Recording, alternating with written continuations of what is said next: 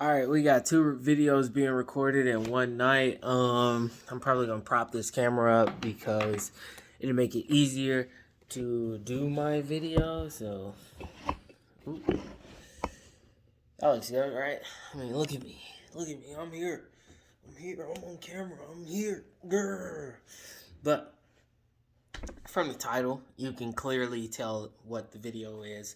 And yes, this is the same night, and this is a bit of a warning. Um, Guns and alcohol do not mix, and what I will say is they definitely do mix in the way of that they're fun. But if you are sober or not, preferably sober, not the not, but preferably sober, you should interact with guns with the utmost care, safety, and precautions that you can. Do not treat these things like toys. It's like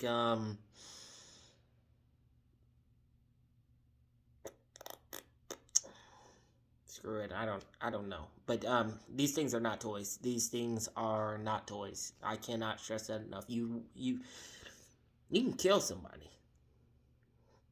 Not toys. Not a joke.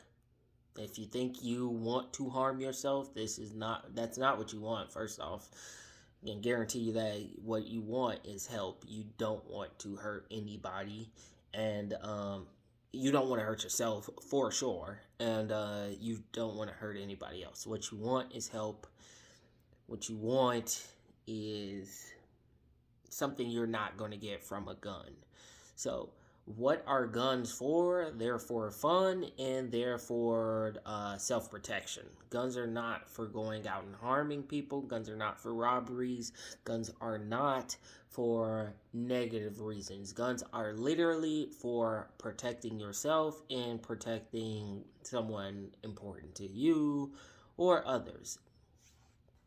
Now, there are bad people with guns. They ruin it. You gotta protect yourself from those people too as well. We have something in this country called a Second Amendment right, and that is why you are allowed to have guns. That is why guns are sold. Guns are very fun. You just have to use them in a very responsible and safe manner. Do not treat guns as a joke. Okay, case in point. I have two rules for interacting with guns that I will try to pass on to everyone. Take for instance this gun. I keep a safety on. I get a gun with an external safety. This is a 2002 model, like Yama or whatever. It's a 1911 model, very popular model in America. Very popular. They've been using it since I believe 1911, so before World War One. And it's a model that stands the test of time in America. It's always used. I got a smaller one. I think it's called like Micromax. It's a 380 caliber one. It's pretty nice. The only downside to it is it's all metal. So this gun is very heavy. Right now I'm holding it. It's about 3, maybe 4 pounds. It's like all metal. It weighs my pocket down and stuff like that. It's something you can pull out, conceal carry. And if you don't know, I am a authorized concealed carrier. Has some sights. Sights are pretty decent-ish. I'm not sure if they're the best. Again, it was my first pistol. I really like the 1911 models, so I just kind of had to have something similar to that. This gun is 2002. It's about 3 years younger than me. So, there are two rules to. Sorry if my lips look crusty as hell. It's winter out. I just want to make sure my lips ain't looking weak on camera. So there are two rules I have to every gun when you pick it up. The first rule is, me personally, I always put the safety on, just in case anybody interacts with my gun, just in case I interact with my gun. This is the first level of prevention. This is something I do. I get guns with the safety simply because of this reason. I want to avoid accidents. I want to avoid, stuff like that. you know, and I could slip up. I could slip up a lot. So I try to have these steps and these stuff like that. You know, it's just like the way that you could brush your teeth every day, 364 days out of the year, and you might forget one day out of the year. And, you know, so I just like, one thing I do is I like to have these safeties on. I like to make sure they're on. I have a gun for my concealed carry. What I'll do is I'll probably put one in the chamber and then put the safety on. For my home carry, I will leave one outside of the chamber, because if I have a couple of seconds to get to the gun, I'll more than likely have a couple of seconds to chamber around in the weapon. So safety is pretty easy. This one is not an ambidextrous safety. That means that it's not on both sides. This is what a right-handed person would use probably, so that you can go like this. You can disengage the safety like that. If I had it in my left hand, the safety's awkward. I would have to put my thumb on this side where it naturally flows on this side, whereas with my right hand, my thumb is naturally on this side.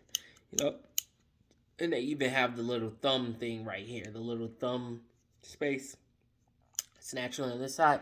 Now, what I did for this video is, you might be new to guns, or you may be very familiar with guns, or you may just have a different routine than I do. What I do is, look, I just took out the clip. You can see all of the bullets in here and stuff like that.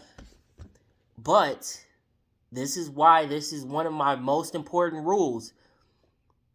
You did not check the chamber. If I pull this back, that is a bullet that just fell out of the chamber. This is a bullet. This is someone's life.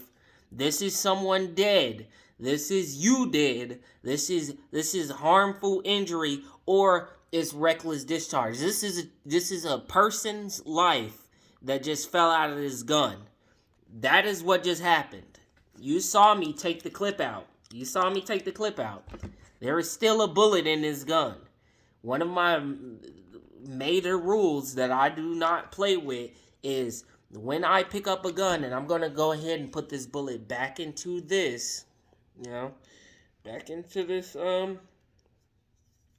clip, magazine, whatever you want to refer to it as.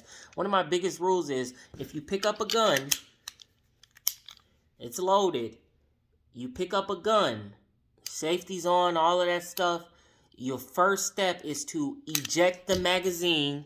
I don't know why it just shot out. I mean, it does shoot out, but that time it like really shot out. You eject the magazine. The magazine is out, and then you check this. You do this. You can do this a couple of times. You can pull it back. The bullet will fall out, and that's it. You see, I just pulled it back, pulled the trigger, pulled it back, pulled the trigger. There's no bullet coming out of there. The reason, and it's very important that you take the magazine out. Magazine out first.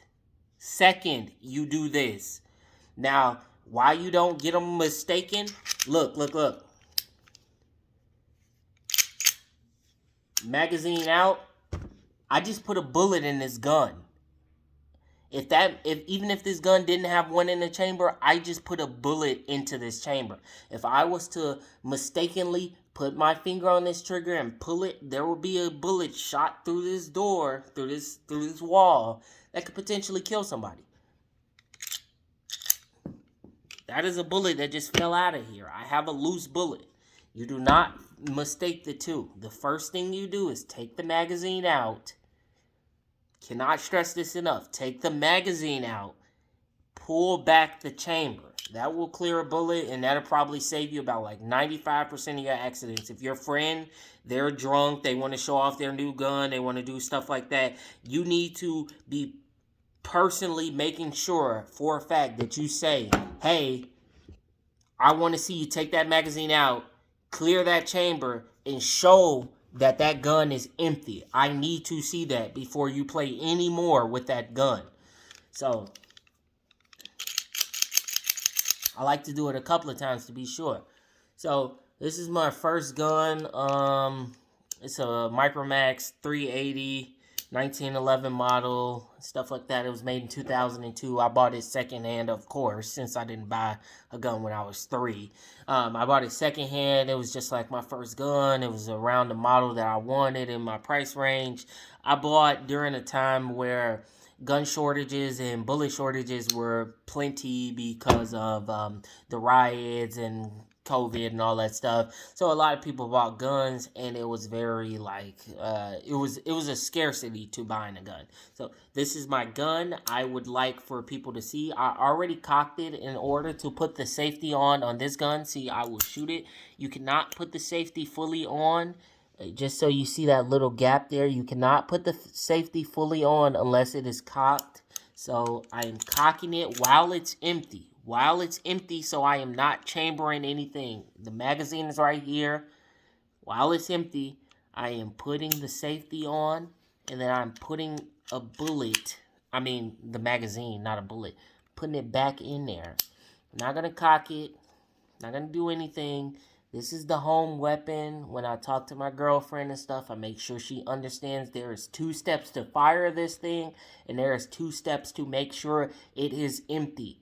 There are 2 steps. If you want to show somebody, there's 2 steps. If you want to fire this thing, there are 2 steps. Safety off, cock it, shoot. If you want to make sure it's empty, magazine out, cock it, and then you're good.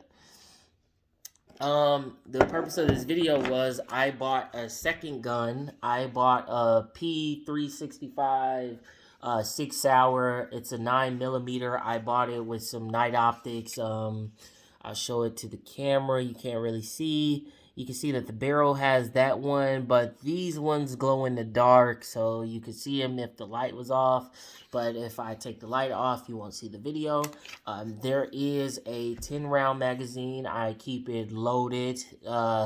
I know because I checked, but also because the safety was on, and also because I kept my finger off of the trigger, which is why I felt comfortable doing that. But I have a 10-round magazine. You can carry one in the chamber. If you're wondering, this gun has a 7-round magazine, and you can put one in the chamber for a total of 8 bullets. This one, I like this one. I was getting something for my concealed carry, something to carry on my person for my own safety when I go out and about. If you watch the channel, you know that I stay in the city of Chicago, and if you watch this channel a lot more, you probably know that I have like super sweaty hands. This one is all metal, which can mess with the oils and hand grease and all that stuff that I produce. Can mess with it. It can get it rusty and stuff. So it makes me have to clean it a little bit more.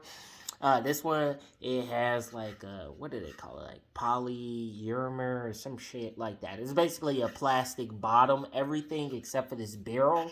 And some stuff like the slide right here. It's everything else plastic, metal right here. So pretty nice. It has an ambidextrous safety. If you see on both sides, I could take it off, so I can carry this weapon with my left hand or my right hand. To show you, left hand, you see I can flick the safety off. I could put it back on. It's harder on my left hand since I'm not left-handed, but on my right hand, I can also comfortably have my right-handed thumb on the left side and flick that off and be ready to shoot. And just so you know, guys, I did follow the same procedure that I preached with that other gun, but before I even pull this trigger, I have not touched, pulled, or done anything this trigger. Before I even do that, I am going to, I know this magazine is out, but I'm not going to take that chance. So I'm going to just do that a couple of times. Make sure it's clear. Make sure there's no bullet popping out. Anything like that. It's pretty, it's just pretty good gun safety and stuff. I'm not pointing it at anybody. Those are second steps. But if you do those first 2 things, more than likely, even if you point it at somebody, you won't have a mistake. But I got this gun because, and this is an empty magazine. I have 2. I bought this gun brand new. This is one that has the 9mm rounds in it. It has 10. And then this is the empty one. You can see it's empty. putting it in. If I pull it back, the gun goes into its, it's a lock back mode. This is the switch on it. It's a little hard to press because it's new. I'm going to try to show you. There it goes. And, yeah, I got a little nice. It's a little bit lighter than this one. This one's all metal. They're both here. Remember, this one has its safety on. It is loaded with a magazine, but there's not one in the chamber. And I will not be pulling this trigger because I know that. But there are two. This one's a little bit more weighty. This one's a little bit lesser. Let me try it with an actual magazine in. First, let me flip on the safety. The safety's flipped on this one. So there will be no trigger pulls. So let me put in the actual magazine with the 10 rounds. And I'll just compare the weight difference. Now with the 10 rounds in it, they feel about the same weight now. But remember, these are larger bullets. There's more in there and stuff like that. And it's about as weighty as this one. Might not be the best concealed carry. I'm going to eject this round. I'm going to clear it. Just make sure it's clear. I'm going to put the safety back on. I know that it's clear. But, yes, this is a Sig Sauer P365. It's nice. I might do some modifications to it. Might try to get, a laser sight because they were talking about some of those. But it's a very nice gun. I'm pretty much happy with it. I will be trying it out at the range tomorrow. I picked it up. It was a nice little, pre-New Year thing. I like the grip. This one, it's... this is very good. When I hold it, I feel like I'm holding it. I have a very good grip on it. Yeah, it feels nice. With all guns, I'm saying please be safe with them. They're not toys. If you have the need to hurt yourself or someone else, please reach out before you try to do anything like that. These are more so for fun, and they are for self-protection. And even with these guns, I have them. I like having them. I hope to never have to use them on another human being. I have no intentions to hurt anybody. Instead, I just, precautionary, and I like to, shoot. It's just fun, being good at something. So, have a great rest of your day, and peace.